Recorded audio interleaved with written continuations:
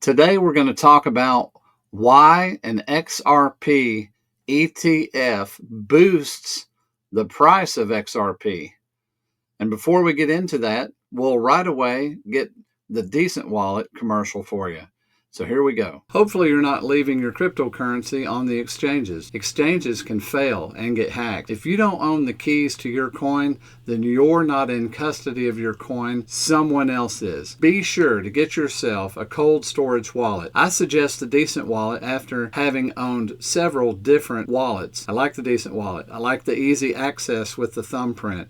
I love the features inside, how it Bluetooths with my phone and gives me a large screen. I also like how I can order two. I use one for a moon bag, coin I'm not going to touch for maybe years. I use the other one as just my regular wallet. You can order two for $219, that's $99 off. Or you can order one if you wish. When you order, your shipping is free if you live in the US, the UK, the EU, or Japan. Order one today. I think you'll be satisfied. To order now and get the discount, you can use the link that's appearing above my head. There's also a link in the description, and generally there's one at the end of all my videos. Go ahead and order now. You'll be satisfied. All right, thanks for spending time with us today. Today we got a pretty cool video prepared for you. And Max, get us started. Absolutely. All we ask you to do is smash that like if you haven't done so already. Let's get into the material and why it matters, why you're tuned in. So first thing we have is from the wonderful Smoke, great researcher, right? What he has for us is this right here, and he goes into a lot of detail, to say the least. So Smoke mentions specifically why is an XRP ETF important, of course, to price action. He says also, quote, "The price of an asset is set in the derivatives market." Who is he quoting here? We're going to get into that. The other quote says, "Mature derivatives are essential for price discovery." And also, quote, "In the derivatives market, buyers and sellers agree on a price." So he says, let's have a listen. It's not that long. We're going to go ahead and play this for you guys. And do you recognize the person that is from the CFTC, the Commodities and Futures Trading Commission? Listen to this, and we'll come right back. Here we go. As I explained to your audience today, I see crypto as much more than just a new asset class, but really a new architecture of finance, a new way of establishing who owns what and who's transferring what to whom, using the internet as the basis for establishment of that value, as opposed to the individual balance sheets of proprietary institutions. It's a new architecture, a new protocol for establishing value. In any commodity market, the price of the underlying commodity is actually not set in the physical or the spot market. The price is set in the derivative markets. Mature derivative markets are essential for price discovery because it's the one place that all the buyers and sellers can come together to agree on price. That's why the price of gold is not set in a jewelry shop. It's set in the derivatives market. The price of wheat is not set at a grain elevator. It's set in the derivative markets. The price of oil is not set at the gas pump. It's set in the derivative markets. So establishing well-functioning, healthy derivatives for crypto will provide a solid basis for price discovery and price setting for crypto. All right, so that was on a high speed. Smoke said it to that. You know, some of you guys might not like it at a little bit, 2x speed, but whatever the case be, the message was conveyed. There's a little bit more in regards to what Smoke has. I'm also going to pull that up on, of course, your screen. Again, why is it all important? So Smoke brings this up, and he mentions specifically that with the anticipated listing of several altcoin ETFs, 2025 could mark the year when altcoin transitions from speculative investments to foundational assets in investment portfolios. You got to keep in mind where he's going with this. I mean, at the end of the day, Smoke mentions that, a lot of people, let's face it, look at all this being speculative, and maybe it still is, and maybe for a while it will be. But this statement pounds home to me why there's a difference of, regulatory bodies at work, call it flip of the switch, call it whatever you want. It's statements like this. As we get further into this, I want to point out some other things. 2025 is the year XRP solidifies its place as a foundational asset in investment portfolios. This is why it's so significant to understand the importance of just that, ETFs. But XRP ETF is what we're talking about here. So In the highlight from Smoke, he goes on to mention that with catalysts such as Bitcoin being considered for strategic reserves of multiple countries, a more permissible regulatory environment for altcoins, and the anticipated listing of several altcoin ETFs, 2025 could mark the year when altcoins transition from speculative investments to foundational assets in investment portfolios. So, again, with that said, we're going to kick it over to Will, because Will, the way I look at it is, it's like this.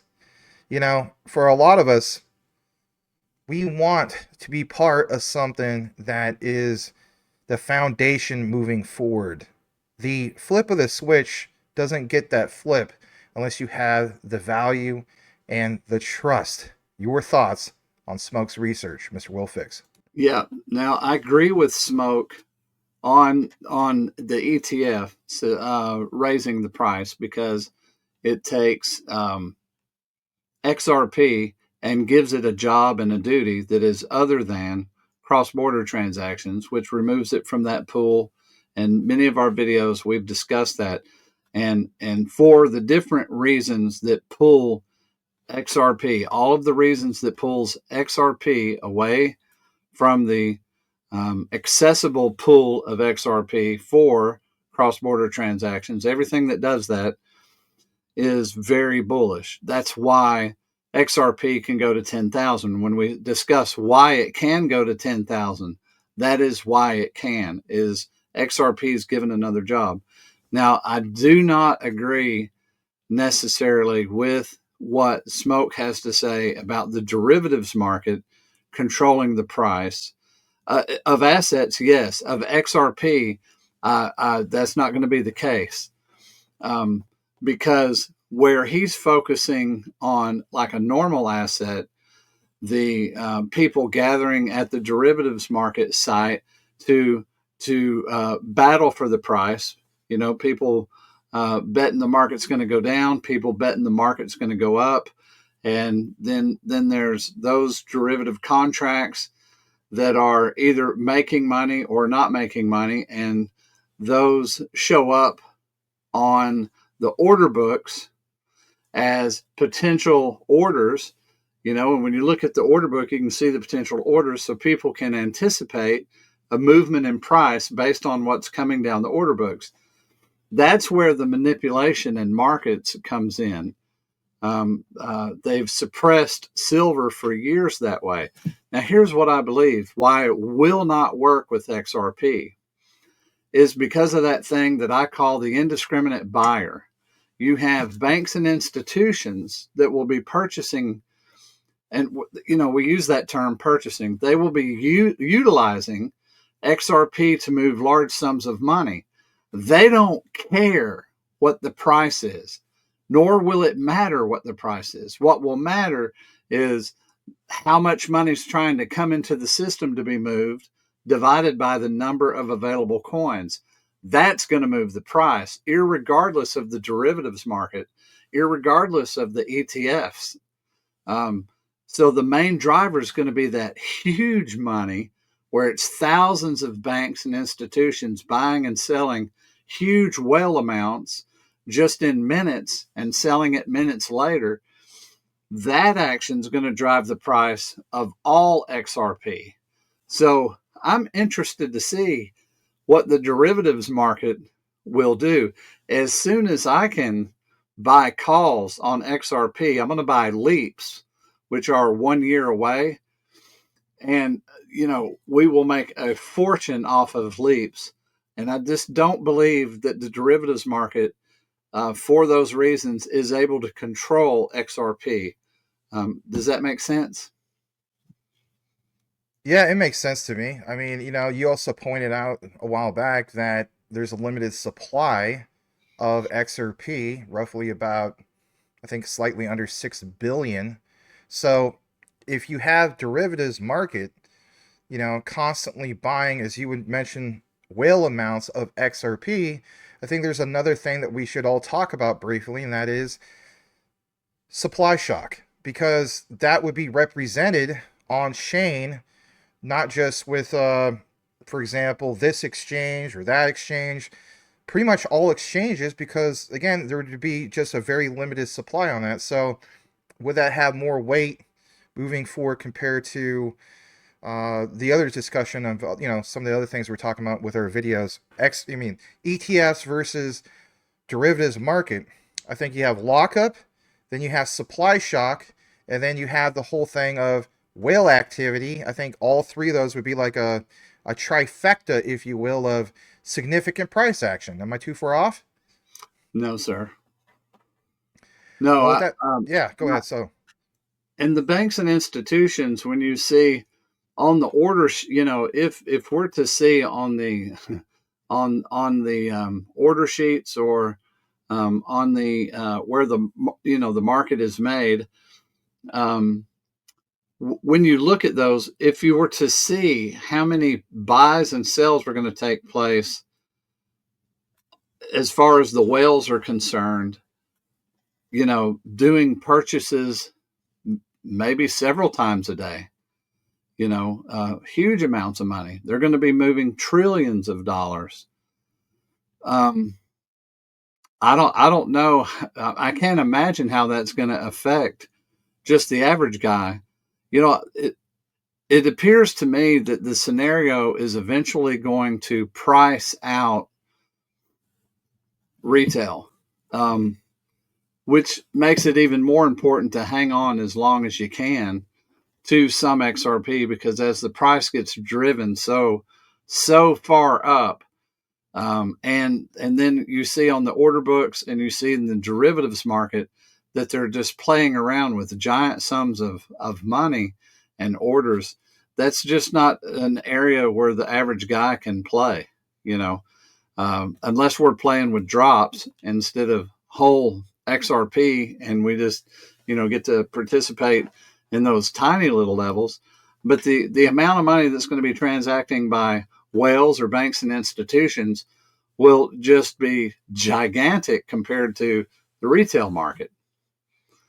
So I believe it's the banks and institutions and the utility of it that's going to drive the price really high, and then slowly just make, the amount of people purchasing in retail is going to be so small, it's going to affect it way less. So the derivatives on ETFs, I don't believe it's going to be as effective on price control as other assets are, because XRP is so different. think about this for a second. We'll tell on ourselves. You and I mentioned that we should do a conversational piece. Well, let's have that conversation, because at the end of the day, when we talk about Bitcoin, how shouldn't you call it Bitcoin? BTC, okay? It's like, well, what has existed multiple bull markets with BTC? 4-year cycles. And in those cycles, when we talk about retail, because we are talking about retail, well, most people don't own a full BTC. So as a result, they buy these little slivers. You mentioned droplets, when it comes to XRP. So would that create a mechanism moving forward where the dominance, let's face it, with Ripple XRP is shifted? People say this is, yeah, exactly. This is going to be the utility run. So again, BTC dominance shifts over to XRP dominance. And then you have people doing what you're mentioning, where they're purchasing these little, let's face it, instead of, slivers or whatever, it's the droplets moving forward. I think the answer is yes, but it's that FOMO money coming in, Will, especially when XRP has an incredibly high value. Just like at one stage, BTC didn't have that incredibly high value, but then over 4-year cycles, it definitely did. Why is that important? Well, the halving had something to do with that. But we can't apply that to Ripple XRP. To a degree we can, because regulatory clarity, regulations and so on, ETFs would lock up XRP. So to a sense, it's a different force, but it's a different type of lockup, which means more of a scarce asset.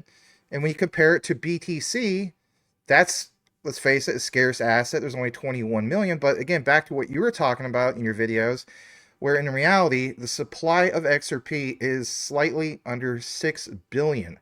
So I don't think this analogy, you get where I'm coming from on this? I don't think we're too far off with supply shock, ETF lockups, and of course, the whole thing of whale activity. Yeah, the derivatives. Something I did notice is different Bitcoin ETFs have different prices. One might be, $12 a stock, and another one might be $30 or $40. And it is a direct correlation to the price of Bitcoin moving, in that ratio. So does that smaller figure. So a very forward thinker on the price of XRP will probably have the ETF price be very low, so that as it grows, and the reflected ETF price grows, if they started off at $5, a stock, or a dollar, a share, say they started off at $1 a share, and then XRP goes from 260 to 540. Well, then it's $2 a share on the ETF.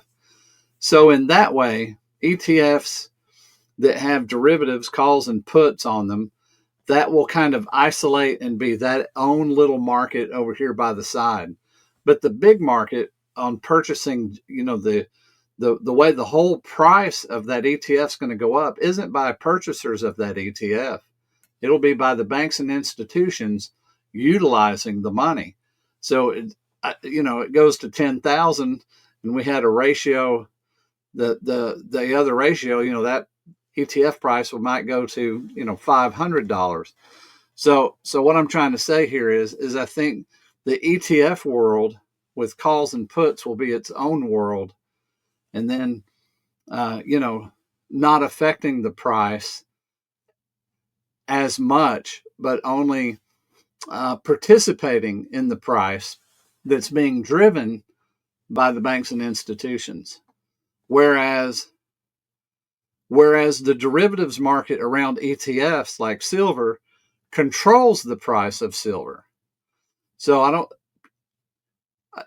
I hope I'm making myself clear in how that I see it. How that I see it is, there's no way the ETF can control the price, because let's say they were manipulating the price to try to keep it low, and that worked, well, then there wouldn't be, if the banks and institutions double what they're doing, then there's not enough XRP to do the job, and this market over here was controlling the price, then it wouldn't be able to accomplish it. So you wouldn't have any XRP available, because if they can't drive the price up for the utility, then utility can't happen. So utility is going to drive the price. The derivatives are going to be able to participate, but they are not going to control the market like a normal asset. I just reject that idea completely.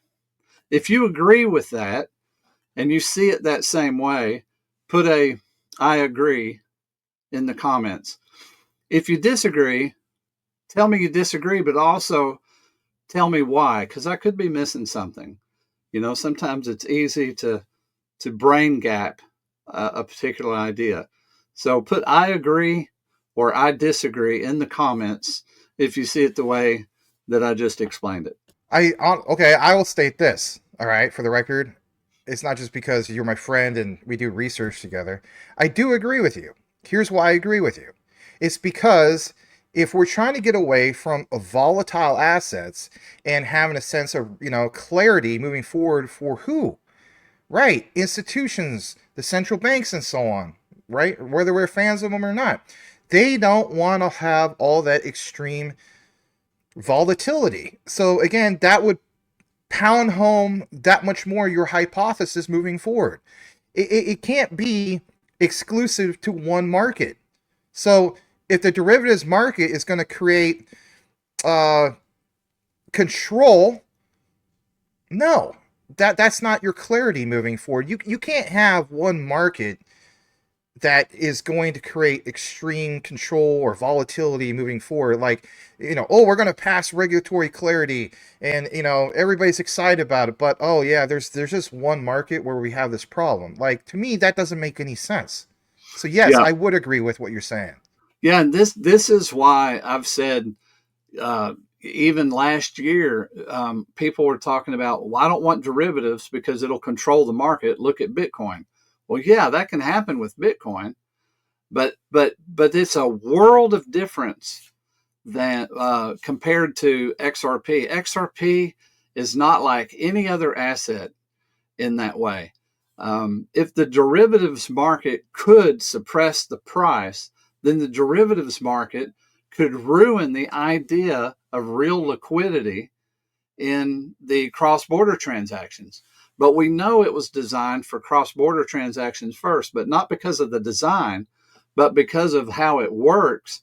That market's going to control the price of XRP, not the retail market, not ETFs, and not derivatives. That market, again, is going to control the price, and the derivatives will get to participate, winning and losing in what happens, but they're not going to be able to control the price because that, well, not because of that, but that if they did, it would ruin the entire platform. But there's not enough money over there. There's far more money in banks and institutions in the world trade system. All right. This is good conversational piece. So, would it create the illusion that moving forward, think about this. I know there's a lot of speculation here, everybody, but would it create the illusion that the derivatives market is now the dominating force, even without technically doing control that you were talking about? Well, Where it is in normal okay. assets. The derivatives market does form the price of an asset. And the silver market is the best explanation of that. Silver's been was $50 an ounce many years ago. Many years ago, it's been suppressed. Its true value is probably hundreds of dollars an ounce. But the banks, you can see where the different large banks actually take turns on who's buying what derivative, and they're causing buying and selling to help each other's derivatives make money. In other words, this bank over here buys so much shorting silver that everybody's like, God, that bank's sure the price is going to go down. Okay, so they've shorted silver, so now if it goes down, they make money. So then the other bank realizes that and says, we're going to dump all of our silver. They dump all of their silver. These derivatives get worth more money. They sell the derivatives, right? Then with all their profit, they buy silver at the lower price. The other one buys it at the lower price. They drive it back up. Then they switch sides.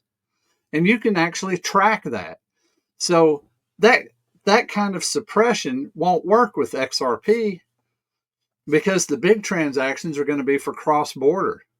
The ETFs aren't going to play with that much money. Think about what you just mentioned. I mean, this is awesome. So the way I gather this, and everybody hear us out on this, without even purposely explaining in our outline with what Will is mentioning, with the findings, obviously with Smoke in our conversation, to me, in my humble opinion, you are literally talking about a utility run. That's the utility run. Think about it, Will. Absolutely. Flip of the switch. That is the utility run. That's the conversation that needs to be discussed more moving forward. So with that said, here's the icing on the cake as a last update for you guys, because I meant to include this. I don't want to highlight this from Smoke. Bottom part of your screen, ladies and gentlemen, what does it say in the highlight from Solid Intel? Intel, Brazil set to launch world's first spot XRP ETF 2 hours ago. That is a big deal moving forward. So we'll let that sink in for you guys. Glad to do a little bit of different format with Will, having a little conversational piece. We literally just talked about doing this. So let us know what you guys think. Do you guys like these conversations? Other than just, here's Max, here's Will, here's his take, here's mine, taking turns. Let us know what you think. Maybe we'll do at least one every so often, or maybe we ramp it up. But whatever the case be, let us know in the comments if you agree or disagree. That's the code word, basically. Agree or disagree. And we'll know that you listened to the entire outline. On behalf of myself and Will Fix, know what you have, know why you hold it. The research trumps FUD, 110%. We'll see you on the next one.